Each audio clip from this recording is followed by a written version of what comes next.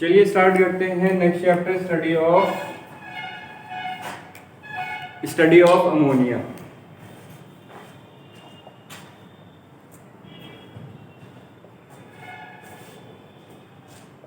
पिछले चैप्टर की तरह इस चैप्टर में भी अमोनिया होगा, तो किस फॉर्म में होगा? गैसियस फॉर्म में होगा। जब हमें प्योर गैसियस फॉर्म मिल जाएगा उसको हम वाटर से रिएक्ट करा के सीधा क्या कर लेंगे? अमोनिया एक्वस बना लेंगे। ठीक है। अब अमोनिया जो होता है वो हाईली सॉल्युबल इन वाटर होगा।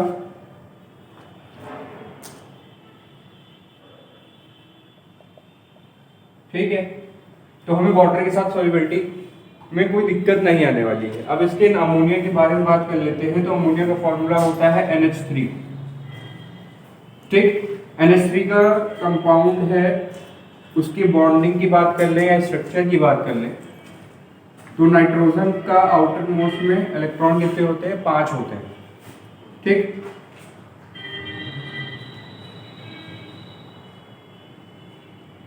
वो 3 हाइड्रोजन के साथ बॉन्डिंग बनाएगा। ठीक है, तो आपके पास 2 इलेक्ट्रॉन बचेगा, उसे दूसरे नाम से जानते हैं जिसे हम बोलते हैं लोन पेयर। ठीक है, तो 3 कोवैलेंट बॉन्ड बनेंगे।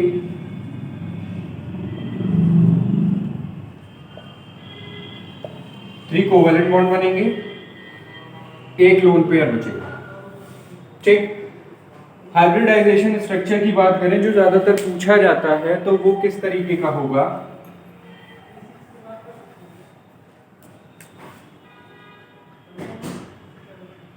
लोन पेयर को हम इस तरह दिखाते हैं और हाइड्रोजन के साथ बॉन्डिंग होगी सिंगल बॉन्ड के साथ, तो ये आपका बनेगा NH3 का हाइब्रिड स्ट्रक्चर। अब बात आती है कि ये एसिडिक है या बेसिक है। ठीक है, तो हाइड्रोजन बॉन्डिंग के हिसाब से तो ज्यादातर लोग बोल देते हैं कि ये क्या होता है? एसिडिक होगा। बोल देते हैं, मैंने ये नहीं बोल दिया कि होता है। ठीक, तो ये एसिडिक नहीं होता। पहली चीज, क्यों नहीं होता बताते हैं।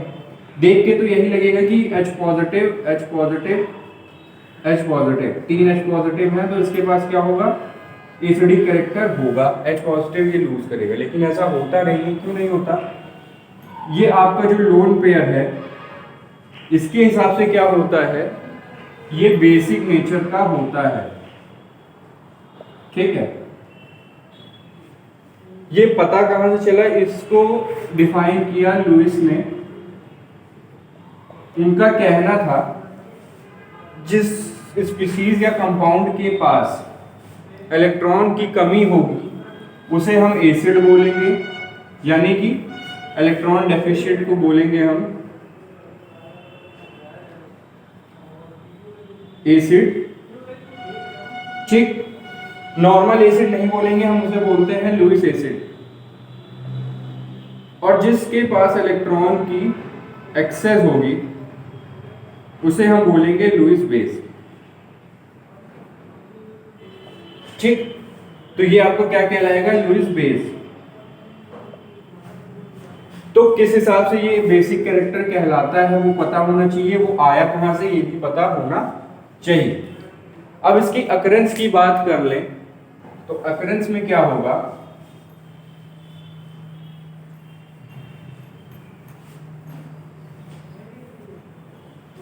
ठीक है, अकरेंस आपकी 2 तरीके की होगी।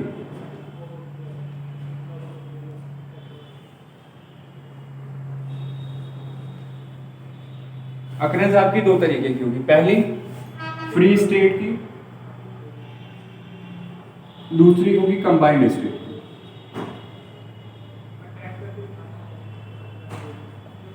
ठीक, तो ज्यादातर जो आपकी पाई जाती है वो कंबाइंड स्टेट में पाई जाती है, लेकिन फ्री स्टेट में भी अवेलेबल होती है। फ्री स्टेट में कहां होगी आपकी? पहली एयर में होती है, दूसरी वाटर में होती है।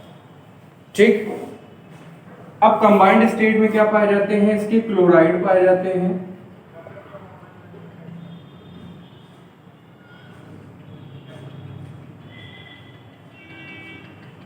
ठीक है, क्लोराइड पाए जाएंगे और सल्फेट पाए जाते हैं।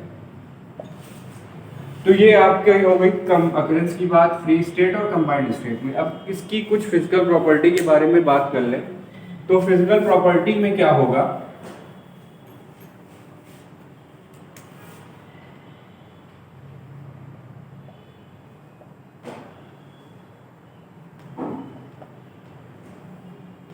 ठीक, फिजिकल प्रॉपर्टी में आपका आता है नेचुरल मेकिंग ऑफ अमोनिया, कि नेचुरल प्रिपरेशन अमोनिया की कैसे होती है। तो हम क्या करते हैं, यूरिया की रिएक्शन कराते हैं वाटर के साथ, तो आपको अमोनिया गैस मिलती है। ठीक है, ये आपकी नेचुरल प्रोसेस है जो बहुत पुरानी तरीके से बनाई जा रही है। अब अमोनिया का फॉर्मूला क्या होता है, CO2 का होल ट्वाइस, सॉरी CO का होल ट्वाइस NH2।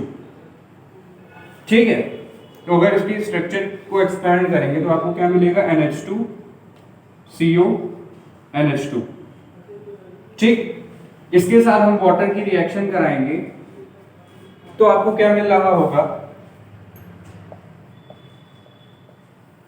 NH3 मिलेगा। ठीक, यहाँ पे 2 हाइड्रोजन है, एक हाइड्रोजन यहाँ जुड़ा, एक हाइड्रोजन यहाँ जुड़ा। ठीक, बॉन्ड टूट जाएगा तो क्या बनेगा, 2 मोल ऑफ NH3 बनेगा, और क्या बनेगा, एक ऑक्सीजन के साथ ये CO2 बना लेगा। ठीक, तो ये रिएक्शन होती है जो बहुत पुरानी है। अब ये रिएक्शन होती कहाँ है, जहां पे भी कोई बैक्टीरियल डिके हो रहा होता है, जो स्मेल आती है वो किसकी होती है, अमोनिया की होती है। ठीक, तो इस तरह हम नेचुरल मेकिंग ऑफ अमोनिया करते हैं। अब फिजिकल प्रॉपर्टी की बात कर लें तो कलर क्या होगा, टेस्ट क्या होगा, स्मेल क्या होगी, ये भी पता होनी चाहिए।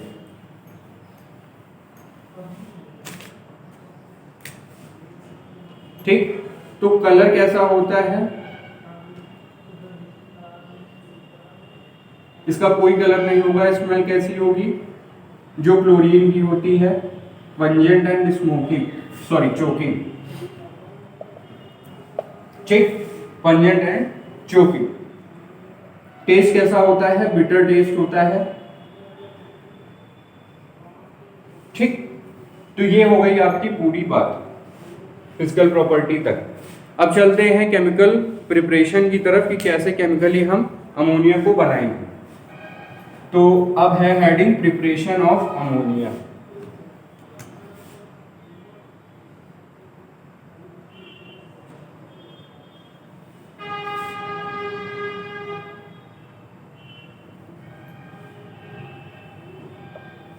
ठीक, प्रिपरेशन ऑफ अमोनिया पहला है इसमें आपका।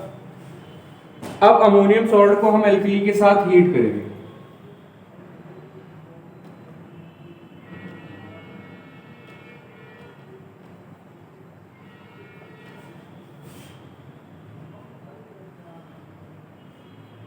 ठीक, अमोनियम सॉल्ट को एल्कली के साथ हीट करेंगे तो आपको क्या मिलेगी, पहली चीज अमोनिया की प्रिपरेशन है तो अमोनिया मिलेगा ही, किस फॉर्म में, गैसेस फॉर्म में। ठीक, और क्या मिलेगा, वाटर मिलेगी और मेटल सॉल्ट मिलेगी।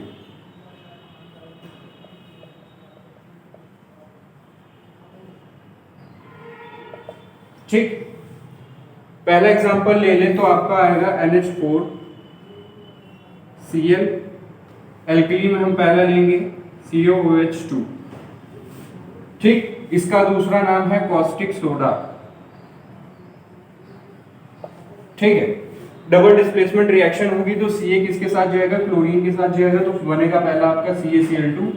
ठीक, नेक्स्ट है हाइड्रोजन, एक हाइड्रोजन यहां से निकला, एक OH ये है, क्या बन जाएगा आपका, वाटर बन जाएगा, 2 मोल वाटर बनेगा, और क्या बनेगा, NH3 बन जाएगा, किस फॉर्म में, गैसेस फॉर्म में। ठीक, तो ये है आपकी फर्स्ट रिएक्शन।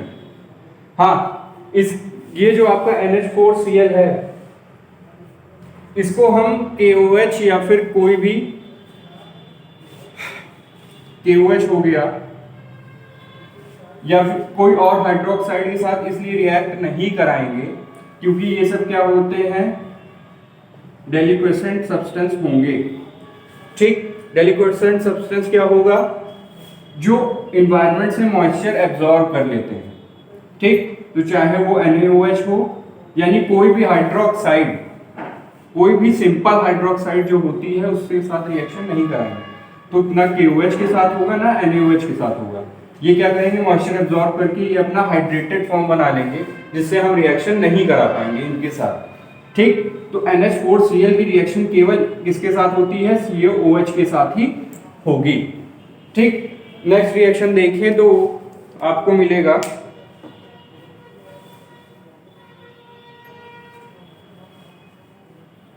तो कहीं गलती से भी आपको NH4Cl की रिएक्शन किससे नहीं करानी है, KOH या NaOH से। नेक्स्ट रिएक्शन है KOH के साथ, तो वो आपको क्या मिलेगी, सल्फेट के साथ आप उसकी रिएक्शन कराएंगे। ठीक है, सल्फेट के साथ रिएक्शन उसकी कराएंगे तो KOH बनेगा।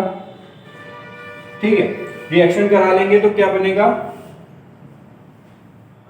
पोटेशियम का सल्फेट बनेगा, फिर वाटर बनेगा, फिर क्या बनेगा, NH3 बनेगा।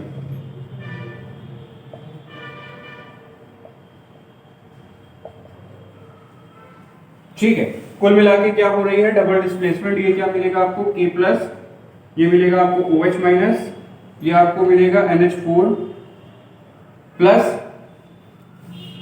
और ये क्या मिलेगा, SO4 माइनस माइनस। ये दोनों रिएक्ट होंगे तो इस पे -2 चार्ज है, इस पे एक पॉजिटिव चार्ज है, तो बैलेंस कैसे होगा, K2SO4 से बैलेंस होगा। ये OH माइनस है, ये आपका H प्लस है, एक H प्लस यहां से निकलेगा, यहां कंबाइन होगा तो बनेगा आपका वाटर, और जो बचा रिमेनिंग क्या बचा, NH3 बचा। ठीक, तो डबल डिस्प्लेसमेंट रिएक्शन हो रही है। अगर नहीं याद रख पा रहे हैं तो आप चार्ज बैलेंस कर लीजिएगा ध्यान से। ठीक है, तो याद करने की भी जरूरत नहीं रह जाएगी, जितनी कंडीशन बता रहे हैं बस उतनी कंडीशन याद रखिए। अब नेक्स्ट रिएक्शन है KOH के साथ हो गई, अब है आपकी NaOH के साथ। NaOH के साथ, ठीक, फिर डबल डिस्प्लेसमेंट रिएक्शन होगी, एक इसमें टूटेगा 2 NH4 प्लस दोबारा किसमें टूटता है, NH3 और H पॉजिटिव। ये आपका मिलेगा SO4 डबल माइनस, ये मिलेगा आपका Na प्लस OH माइनस। ठीक, प्लस माइनस के साथ, माइनस प्लस के साथ, और रिमेनिंग क्या होगा, अमोनिया आपको मिल जाएगी। ठीक, तो क्या मिला, Na2SO4 plus H2O plus NH3, किस फॉर्म में, गैसेस फॉर्म में आपको NH3 मिलेगी। तो ये थी आपकी अमोनियम सॉल्ट के साथ कैसे हम बनाएंगे अमोनिया। अब चलते हैं नेक्स्ट मेथड पे, जो है आपका मेटल नाइट्राइड वाला।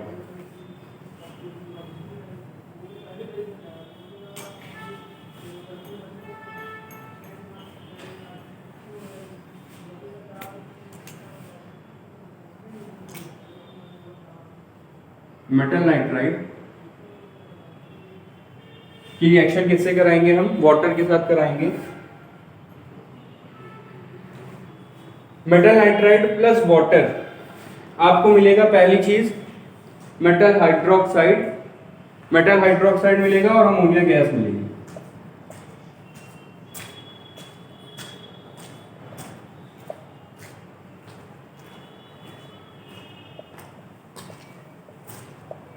ठीक, मेटल नाइट्राइड में पहला एग्जांपल ले लेते हैं। मेटल नाइट्राइड मतलब होता है N के ऊपर 3 माइनस चार्ज। ठीक है, और पहला मेटल हम लेते हैं मैग्नीशियम, तो मैग्नीशियम पे क्या होता है, प्लस का 2 चार्ज। ठीक है, तो ये माइनस का 3 जो है, ये 3 उठा के यहां लगाएंगे, 2 उठा के नाइट्रोजन पे लगाएंगे, तो फॉर्मूला क्या बनेगा, Mg3N2। उसकी रिएक्शन हम कराएंगे वाटर के साथ।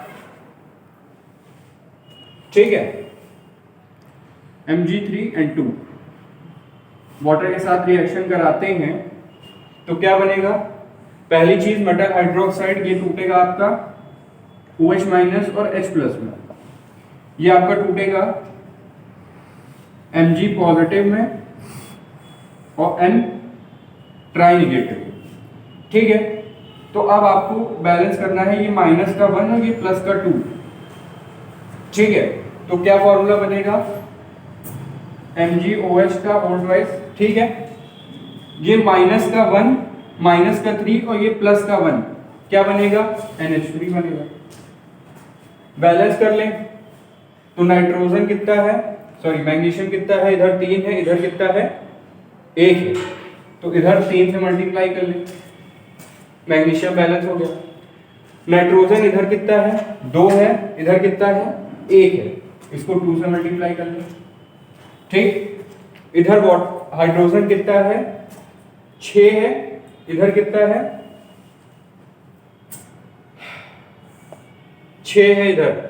ठीक है, तो इधर कितना बचा 12 हाइड्रोजन हुआ, तो इधर कितना होना चाहिए 6H2 से मल्टीप्लाई कर देंगे तो रिएक्शन आपकी क्या हो जाएगी, बैलेंस। ठीक, तो ये है आपकी फर्स्ट रिएक्शन किसके साथ, मेटल नाइट्राइड के साथ। अब दोनों में डिफरेंस क्या है, जो पहला मेथड था आपका कौन सा, अमोनियम सॉल्ट और एल्कली वाला, वो क्या होता है, वो आपका चीपेस्ट मेथड है। क्यों, जो आपकी एल्कली होती है वो क्या होती है, चीप होती है। ठीक है, यानी वो मेथड आपको क्या पड़ेगा, सस्ता पड़ेगा। अब ये मेथड में दिक्कत कहाँ आती है, मेटल नाइट्राइड, कोई भी मेटल नाइट्राइड हो वो क्या होता है, कॉस्टली होता है। ठीक है, तो यहाँ पे कॉस्ट वाला फैक्टर आ जाता है, कॉस्ट वाले फैक्टर आने की वजह से ये रिएक्शन क्या हो जाती है, कॉस्टली हो जाती है। ठीक, तो ज्यादातर कौन सी यूज होती है, फर्स्ट वाली। ठीक है, जहां पे हमको अच्छी अमोनिया गैस में चाहिए है तो फिर वहां पे हम मेटल नाइट्राइड यूज करेंगे, लेकिन हम ज्यादातर क्या यूज करते हैं, फर्स्ट वाली प्रिपरेशन। अब सेकंड देखते हैं,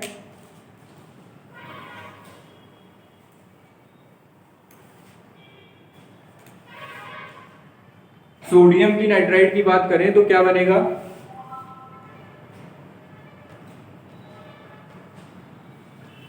ठीक है, तो ये आपका बनेगा NaOH। ठीक, और क्या बनेगा, NH3 बनेगा। अब इस रिएक्शन को आप बैलेंस कर लीजिए। इसी में तीसरी रिएक्शन है अल्युमिनियम नाइट्राइड की।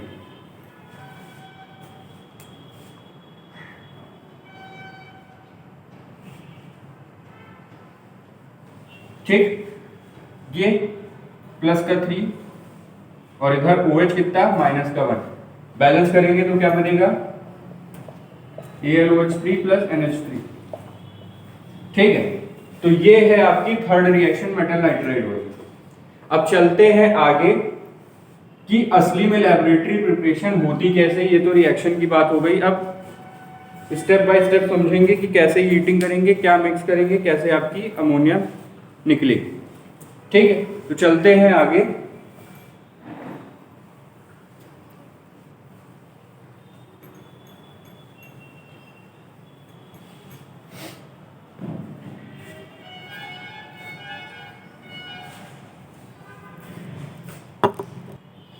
अब जो हमने फर्स्ट रिएक्शन करी थी कौन सी, अमोनियम सॉल्ट प्लस एल्कली वाली, उसमें हमने फर्स्ट वन केस उठाया कौन सा, CaOH का कॉस्टिक सोडा वाला। ठीक है, हमने क्या किया है, NH4Cl में कॉस्टिक सोडा को हमने मिक्स कर दिया है, फिर उसको हमने कॉन्टिन्यूअसली हीट प्रोवाइड करी है। ठीक है, हीट प्रोवाइड करते जा रहे हैं, प्रोवाइड करते जा रहे हैं, यहाँ पे रिएक्शन अकर हो रही है। क्या हो रही है रिएक्शन, NH4Cl प्लस CaOH का होल ट्वाइस, क्या होगा, मिलेगा आपको पहली चीज CaCl2 और वाटर और अमोनिया मिलेगी।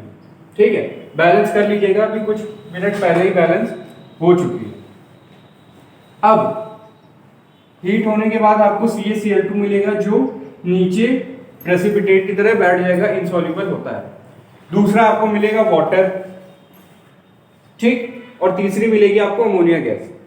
अब दिक्कत कहां आती है, वाटर वेपर तो ऊपर जाएगी बन के, लेकिन ऊपर जाने के बाद नीचे भी लौट के आती है वापस। इसीलिए फ्लास्क को हम तिरछा रखते हैं। इसके दो रीजन है, पहला जो आपकी वाटर वेपर है वो हीटेड फॉर्म में है, ठीक है, और नीचे नहीं बन रही है, जाके ऊपर बनेगी फिर लौट के नीचे आएगी।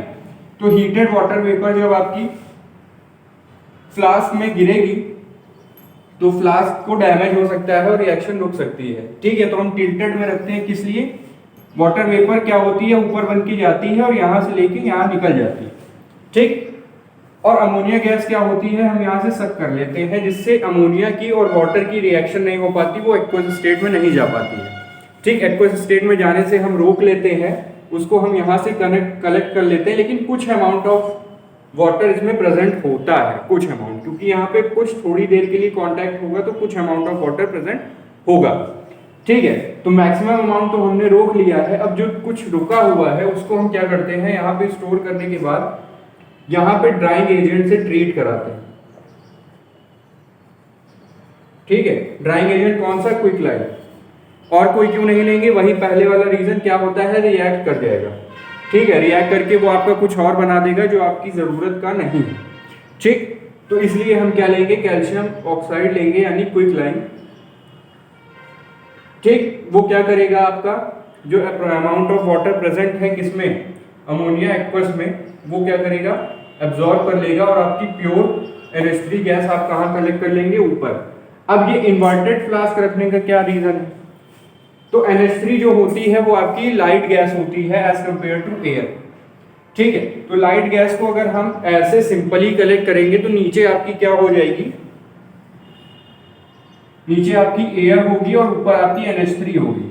लेकिन आपको प्योर NH3 अगर चाहिए तो वो आप क्या करेंगे, डाउनवर्ड डिस्प्लेसमेंट से कलेक्ट करेंगे। डाउनवर्ड डिस्प्लेसमेंट मतलब ये क्या करेगी, एयर को डिस्प्लेस करेगी, क्योंकि लाइट है तो ये ऊपर जाने की कोशिश करेगी, तो ऊपर जो एयर है उसको ये डिस्प्लेस करेगी, तो इसे हम बोलते हैं डाउनवर्ड डिस्प्लेसमेंट, जो हमने पिछले चैप्टर में डिटेल में बात कर ली।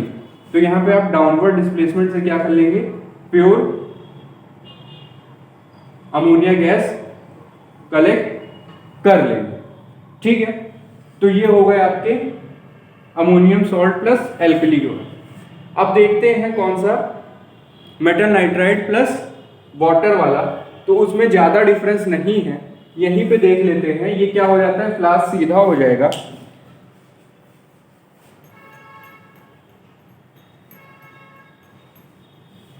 और उसमें हम हीट प्रोवाइड नहीं करते हैं, उसकी जगह हम क्या करते हैं,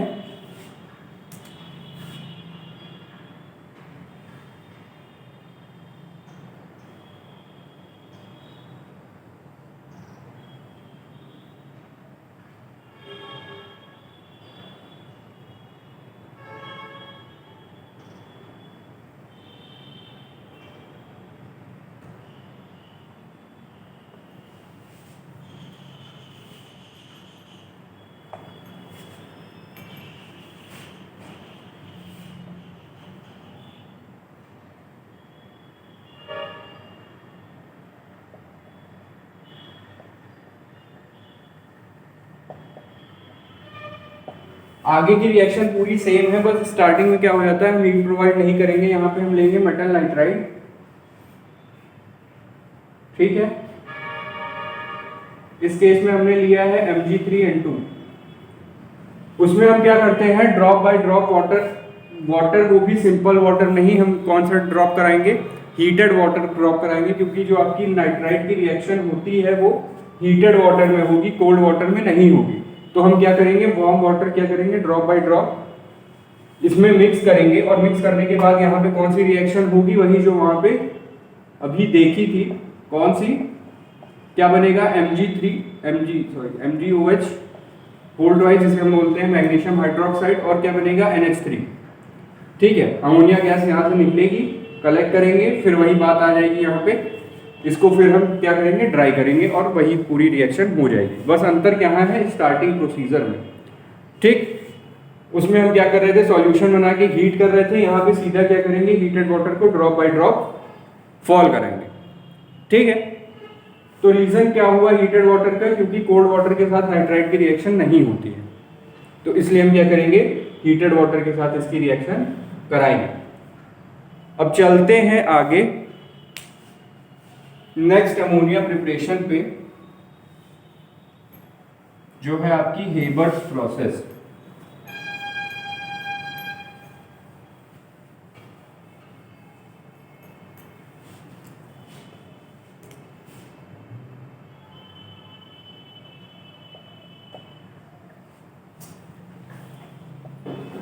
ठीक,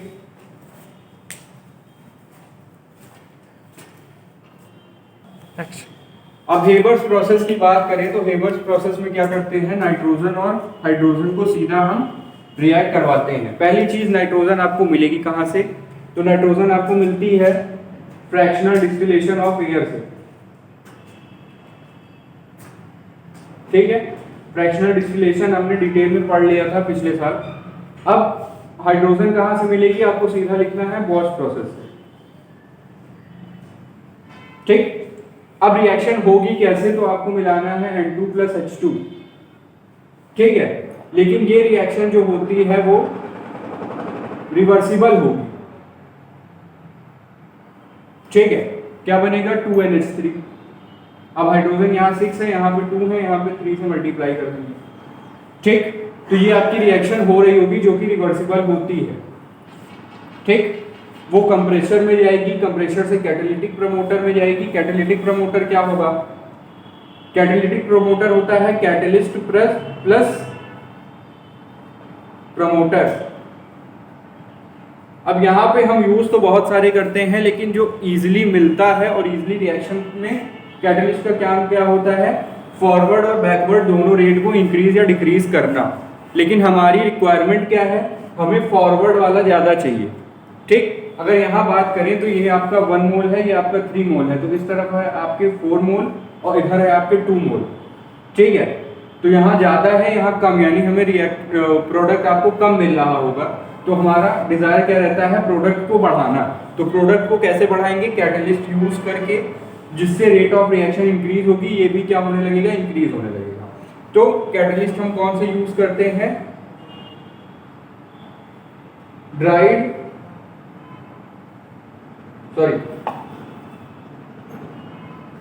फाइनली डिवाइडेड आयरन।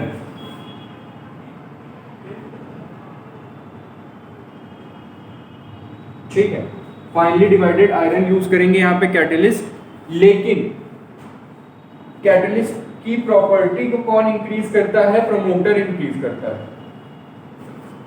ठीक है, तो हम यहाँ पे प्रमोटर भी यूज करेंगे। प्रमोटर कौन सा होगा,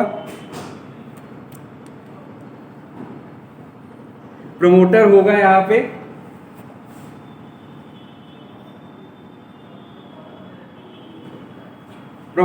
पे मॉलिब्डेनम। ठीक है, तो वो क्या करेगा, कैटलिस्ट की प्रॉपर्टी को इंक्रीज करेगा। इंक्रीज कैसे करेगा, ये रेट ऑफ रिएक्शन को थोड़ा सा अच्छा बना देगा, जिससे ये रिएक्शन स्मूथली हो पाए। ठीक, यहाँ पे और भी फैक्टर आते हैं। पहला फैक्टर आता है टेम्परेचर का। ठीक, अब ये है आपकी एक्सोथर्मिक रिएक्शन, जिसमें आपको हीट मिल रही होगी। ठीक है, हीट मिल रही होगी तो इस रिएक्शन का टेम्परेचर अपने आप ही क्या होगा, बहुत ज्यादा हाई होगा। तो कुल मिला के करना क्या है, ये टेम्परेचर पहले से ही हाई है, तो हम इसको क्या करेंगे, टेम्परेचर हमको इसका बढ़ाना नहीं चाहिए। मैं ये नहीं बोल रहा हूं कि बढ़ाना होगा। ठीक है, यानी इसके हिसाब से, यहाँ के हिसाब से देखा जाए तो ये एक्सोथर्मिक है। एक्सोथर्मिक में क्या है, टेम्परेचर हाई रहता है, तो रिएक्शन किसमें होगी, लो टेम्परेचर पे होगी, होनी चाहिए, लेकिन होती नहीं है। अगर ये लो टेम्परेचर हो गया तो गैस आपकी कभी लो टेम्परेचर पे मिक्स नहीं होगी, वो भी नाइट्रोजन और हाइड्रोजन जैसी गैसेस। ठीक, वो आपका मिक्सचर बना देंगी, लेकिन जो आपको कंपाउंड चाहिए वो नहीं बन पाएगा। तो आपको टेम्परेचर भी क्या करना पड़ेगा, इंक्रीज करना पड़ेगा। ठीक है, उस टेम्परेचर की रेंज क्या होगी, 200 से लेके 900 डिग्री सेल्सियस तक वो टेम्परेचर की रेंज होती है। जो मोस्ट प्रिफर्ड टेम्परेचर होता है वो कौन सा होता है, 250 डिग्री सेल्सियस। ठीक, ज्यादातर 250 डिग्री सेल्सियस के आसपास ही टेम्परेचर हम रखते हैं। ठीक है, अगर 900 तक लेके जाएंगे तो जो एपरेटस होगा उसके बर्न होने की भी कंडीशन आ जाती है। तो हम मोस्ट प्रिफर्ड टेम्परेचर कौन सा होता है, 250 डिग्री सेल्सियस। अब बात कर ले प्रेशर की। ठीक है, तो प्रेशर किस रेंज का होगा, जहां पे टेम्परेचर होगा वहां पे प्रेशर भी होगा। तो अब प्रेशर की बात करें तो प्रेशर अगर इंक्रीज करते हैं तो रिएक्शन या फॉरवर्ड जाएगी या बैकवर्ड जाएगी। दो ही कंडीशन हो सकती है, क्योंकि रिवर्सिबल है तो रिएक्शन या आगे को भागेगी या पीछे को भागेगी। ठीक, तो हमें क्या करना है, हमें रिएक्शन आगे भगानी है, ना कि पीछे। तो आगे भगाने के लिए हम क्या करेंगे, प्रेशर को हम इंक्रीज करेंगे। अब प्रेशर इंक्रीज करने से होगा क्या, आपने देखा होगा सिलेंडर पे गैस भरी जाती है, उसमें लिखा रहता है कि इतने प्रेशर पे हमने उसमें गैस भरी है, किलो पास्कल या ये या वो। तो उससे क्या होता है, ये लिक्विफिकेशन प्रेशर पे पहुंच जाती है, और कोई भी गैस को अगर हम लिक्विफाइड कर लें, उन दोनों को मिला दें, तो एक परफेक्ट रेशियो का सॉल्यूशन बनता है। फिर वो प्रेशर को हम रिलीज करते हैं तो वो क्या हो जाता है, फिर से गैस में कन्वर्ट हो जाता है। ठीक है, तो परफेक्ट अमोनिया पाने के लिए हमें क्या करना पड़ता है, प्रेशर बढ़ाएंगे, जिससे वो कंप्रेस होगी, मिक्सिंग अच्छे से हो पाएगी और आपको अमोनिया अच्छी फॉर्म में मिल रही होगी। ठीक, तो हम प्रेशर बढ़ाएंगे, कितना बढ़ाते हैं यहाँ पे प्रेशर,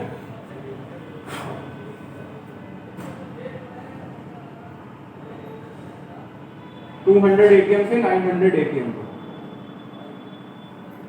ठीक, यहाँ पे थोड़ी गलती हो गई है, यहाँ पे क्या होगा, 450 degree Celsius most preferred temperature होगा यहाँ पे होगा आपका 250 ATM। ठीक, इसको करेक्ट कर लीजिएगा, यहाँ पे 450 डिग्री सेल्सियस होगा। ठीक है, तो ये हो गया आपका प्रेशर की बात और टेम्परेचर की बात। अब यहाँ पे रिएक्शन स्टार्ट होगी, क्या होगा, नाइट्रोजन और हाइड्रोजन क्या होंगे, रेशियो आपको याद रखना है 1:3 का रेशियो होगा, पहली कंडीशन। दूसरी कंडीशन है आपकी टेम्परेचर, तीसरी कंडीशन है प्रेशर, चौथी कंडीशन है कैटलिस्ट, पांचवी है प्रमोटर। ठीक, तो ये 5 कंडीशन होंगी, कंडीशन ज्यादातर पूछी जाती है, बाकी रिएक्शन में कुछ नहीं है। N2 और H2 यहाँ कंप्रेसर में गया, कंप्रेसर क्या करेगा, कंप्रेस करेगा, नाम सही आ रहा है कंप्रेसर, यानी कंप्रेस करेगा, मतलब यहाँ पे प्रेशर जो होगा वो इंक्रीज होगा। ठीक, तो ये दोनों क्या होंगी, लिक्विफाई होंगी, यहाँ पे आके लिक्विफाई होने के बाद यहाँ पे कैटलिस्ट के पास जाएंगी।